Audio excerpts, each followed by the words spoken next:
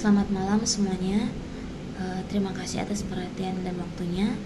Perkenalkan, pada saat ini kami akan mempresentasikan tugas dari perpajakan kelompok kami yang beranggotakan 4 orang yang akan mempresentasikan tentang pajak pertambahan nilai.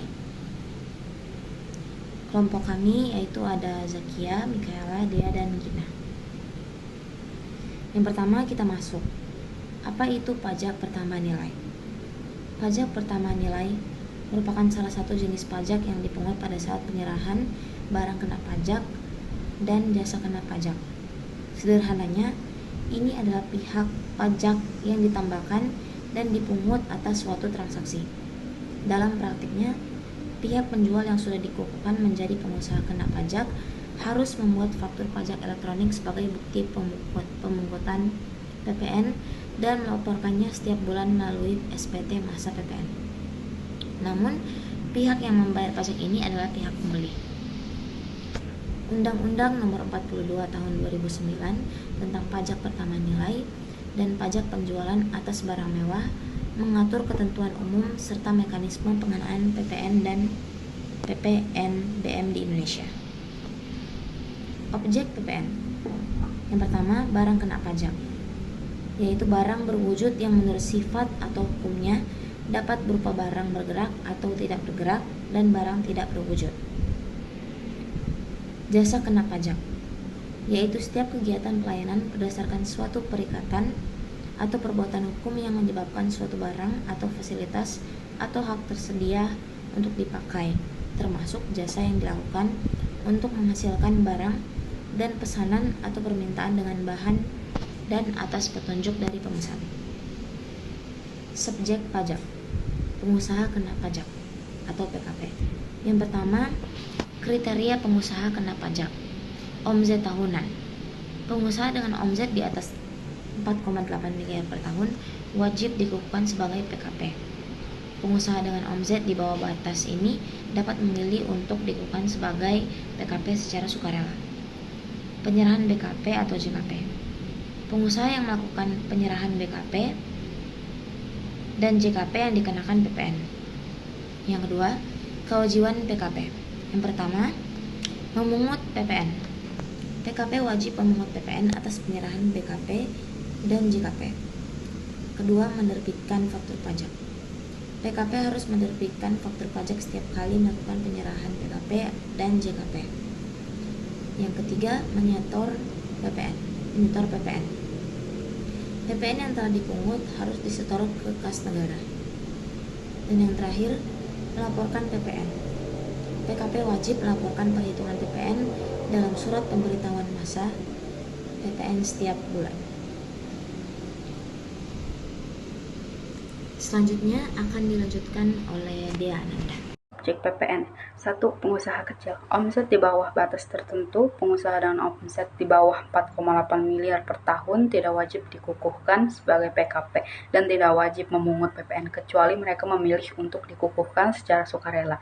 2. Penyerahan yang dikecualikan dari PPN. Barang atau jasa tertentu. Penyerahan barang atau jasa tertentu yang diatur dalam peraturan perundang-undangan sebagai tidak dikenakan PPN, seperti penyerahan barang hasil pertanian tertentu, jasa pendidikan, jasa kesehatan, jasa keagamaan, dan jasa lainnya yang diatur dalam peraturan pemerintah. Penyerahan barang dan jasa di kawasan bebas. Penyerahan barang dan jasa di kawasan tertentu seperti kawasan bebas Batam, Bintan, dan Karimun yang memperoleh fasilitas bebas PPN. 3. Import barang tertentu. Barang tertentu yang dibebaskan dari PPN. Import barang tertentu seperti buku pelajaran, kitab suci, dan barang-barang lainnya yang ditetapkan bebas PPN berdasarkan peraturan perundang-undangan. 4. Fasilitas bebas PPN. Penyerahan kepada pihak tertentu. Penyerahan kepada pihak tertentu yang memperoleh fasilitas bebas PPN seperti badan atau lembaga internasional yang diakui pemerintah dan sesuai dengan perjanjian internasional. Pelaporan PPN. Laporan SPT masa PPN adalah laporan yang digunakan untuk melaporkan jumlah pajak pertambahan nilai PPN yang harus dibayar oleh suatu perusahaan atau individu dalam periode tertentu. Laporan ini harus diajukan kepada Direktorat Jenderal Pajak setiap bulan atau setiap 3 bulan, tergantung pada jenis usaha yang dilakukan.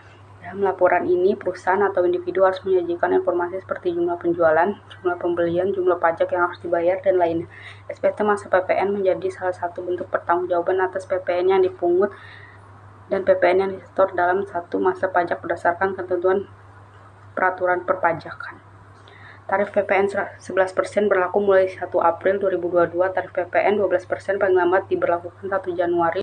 Bebas PPN. Yang kedua, ada barang dan jasa tertentu yang dibebaskan dari PPN.